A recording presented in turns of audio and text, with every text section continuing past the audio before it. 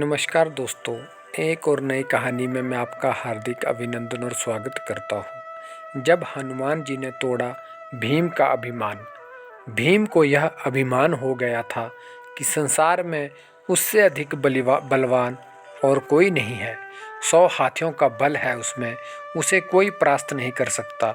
और भगवान अपने सेवक में किसी भी प्रकार का अभिमान रहने नहीं देते। इसलिए श्री कृष्ण ने भीम के का कल्याण करने के लिए एक लीला रची। द्रौपदी ने भीम से कहा, आप श्रेष्ठ गदाधर हैं, बलवान हैं, आप गदा मादन पर्वत से दिव्य वृक्ष के दिव्य पुष्प लाकर दें। मैंने अपनी बेणी में सजाने हैं, आप समर्थ हैं, ला सकते हैं, लाकर देंगे ना दिव्य कमल पुष्प। भीम द्रौपदी के आग्रह को टाल नहीं सके, गदा उठाई और गंधमादन पर्वत की ओर चल पड़े। मदमस्त हाथी की तरह किसी तनाव से मुक्त निडर भीम कभी गदा को एक कंधे पर रखते, कभी दूसरे पर रखते बेफिक्री से गंधमादन पर्वत की ओर जा रहे थे। सोच रहे थे, अब पहुंचा कि तब पहुंचा, दिव्य पुष्प लाकर द्रौपदी को दूंगा, वह प्रसन्न हो जाएगी। लेकिन अचानक उनके बढ़ते कदम रुक गए। देखा, एक वृद्ध लाचार और कमजोर बानर मार्ग के एक बड़े पत्थर पर बैठा है।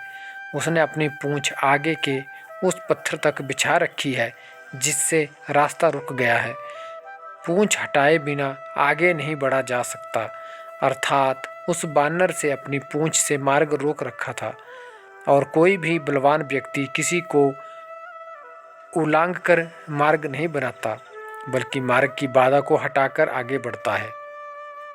बलवान व्यक्ति बाधा सहन नहीं कर सकता, या तो वह बाधा स्वयं हटाता है या उस बाधा को ही मिटा देता है। इसलिए भीम भी रुक गए। जब मंद अहंकार और शक्ति बढ़ जाती है तो आदमी अपने आप को आकाश को छूता हुआ समझता है। वह किसी को खातिर में नहीं लाता और अत्यधिक निरंकुश शक्ति की व्यक्ति के विनाश का कारण बनती है। लेकिन श्री कृष्ण ने तो भीम का कल्याण करना था, भीम का विनाश नहीं, सुधार चाहते थे। भीम ने कहा, हे बानर, अपने पूंछ को हटाओ, मैंने आगे बढ़ना है। बानर ने देखा, एक बलिष्ठ व्यक्ति गदा उठाए, राजसी वस्त्र पहने, मुकुट धारण किए, बड़े रोब के साथ उसे पूंछ हटाने को कह रहा है। हैरान हुआ, पहचान भी गया, लेकिन वह श्री कृष्ण की लीला थी इसलिए चुप हो गया। भीम के सवाल का जवाब नहीं दिया। भीम ने फिर कहा, बानर, मैंने कहा ना कि पूंछ हटाओ, मैंने आगे जाना है। तुम वृद्ध हो इसलिए कुछ नहीं कह रहा। बानर गंभीर हो गया, मन ही मन हंस दिया, कहा, तुम देख रहे हो मैं वृद्ध हूँ, कमजोर हूँ, उठ नहीं सकता, मुझ में इतनी ताकत नहीं है कि मैं स्वयं ही अपनी पूंछ हटा लूँ। तुम ही कष्ट करो, मेरी पूंछ थोड़ी इधर सरका दो और आगे निकल जाओ। भीम के तेवर कसे, गदा कंधे से हटाई, नीचे रखी। इस बानर ने मेरे बल को ललकारा है, आखिर है तो एक पूंछ ही, वह भी वृद्ध बानर की। कहा, यह मामूली सी पूंछ हटाना भी कोई मुश्किल है? यह तुमने क्या कह दिया? मैंने बहुत बलवानों को परास्त किया है, धूल चटाई है, 100 हाथियों का बल है मुझ में। इतना कहकर भीम ने अपने बाएं हाथ से पूंछ को यूं पकड़ा जैसे एक तिनके को पकड़ रहा है कि उठाया, हवा में उठा दिया, लेकिन भीम से वह पूंछ हिल भी नहीं सकी। हैरान हुआ, फिर उसने दाएं हाथ से पूंछ को हटाना चाहा, लेकिन दाएं हाथ से भी पूंछ तिल मात्र नहीं हिली। भीम ने बानर की तरफ देखा, बानर मुस्कुरा रहा था। भीम को गुस्सा आया। भीम ने दोनों हाथों से भरपूर जोर लगाया, एक पांव को पत्थर पर रखकर आसरा लेकर फिर जोर लगाया 2-3 बार, लेकिन हर बार भीम हताश हुआ। जिस पूंछ को भीम ने मामूली और कमजोर बानर की पूंछ समझा था, उसने उसके पसीने छुड़ा दिए थे और भीम थककर निढाल होकर एक तरफ खड़ा हो गया। सोचने लगा, यह कोई मामूली वृद्ध बानर नहीं है, यह दिव्य व्यक्ति है और इसकी असीम शक्ति का मैं सम्मान नहीं कर पाऊंगा। विनम्र और झुका हुआ व्यक्ति ही कुछ पाता है, अकड़ उसे ले डूबती है, ताकत काफूर हो जाती है और भीम वाकई वृद्ध बानर के समान कमजोर लगने लगा। मंद और अहंकार काफूर हो गया, और जब मंद और अहंकार मिटता है तभी भगवान की कृपा होती है। भीम ने कहा, मैं आपको पहचान नहीं सका। जिसकी पूंछ को मैं नहीं उठा सका वह कोई मामूली बानर नहीं हो सकता। मुझे क्षमा करें, कृपया अपना परिचय दें। बानर उठ खड़ा हुआ, आगे बढ़ा और भीम को गले लगा लिया। कहा, भीम, मैं तुम्हें पहचान गया था। तुम वायु पुत्र हो, मैं पवन पुत्र हनुमान हूँ।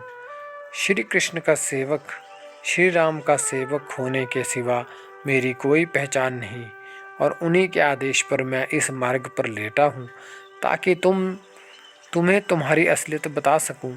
रिश्ते से मैं तुम्हारा बड़ा भाई हूँ, और इसलिए बड़े भाई का कर्तव्य निभाते हुए प्रभु के आशीर्वाद से तुम्हें याद दिला रहा हूँ।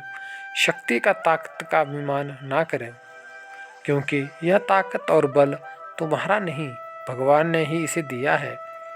यह शरीर भी तो परमात्मा ने दिया, और जो चीज़ परमात्मा की है वह किसी और की कैसे हो सकती है। इसलिए जो जिसने दिया उसके लिए ही उसी का धन्यवाद करना चाहिए। परमात्मा की शक्ति के अलावा किसी की क्या शक्ति हो सकती है। भीम की आंखें खुली। त्रेता युग की श्री राम और हनुमान जी की वीर गाथाएं याद आ गई।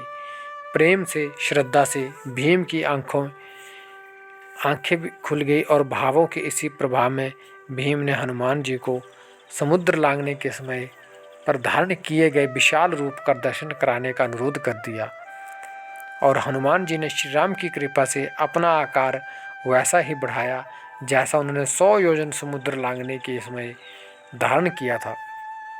यह देख भीम हैरान हो गए।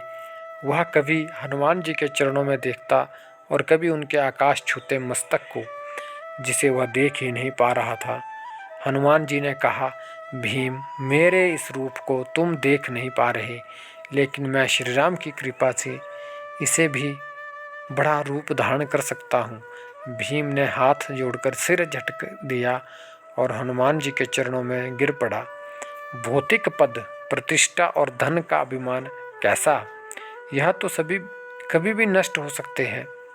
भौतिक पदार्थ भौतिक सुख ही देते हैं, लेकिन परमात्मा की कृपा तो शाश्वत होती है, जिसे कोई छीन नहीं सकता, चोर चुरा नहीं सकता। आदमी को उसी दायरे में रहना चाहिए जिसमें परमात्मा रखे।